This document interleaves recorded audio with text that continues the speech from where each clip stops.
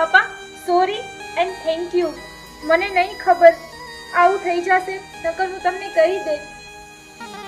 સુનિલભાઈ, આપણા બાળકોએ ખૂબ સમજદારી બતાવી છે અને આવો મર્યાદાવાળો પ્રેમ આજના સમય પ્રમાણે ક્યાં જોવા મળે છે.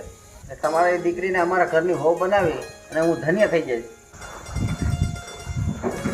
હેલો કેતન બેટા. હા મમ્મી બોલ. તારા પપ્પાને ને અમને બધાને તારા અને સ્મિતાના સંબંધની જાણ થઈ ગઈ છે અને સ્મિતાના પપ્પા અને અમે બધા તારા લગ્ન માટે રાજી થઈ ગયા છીએ.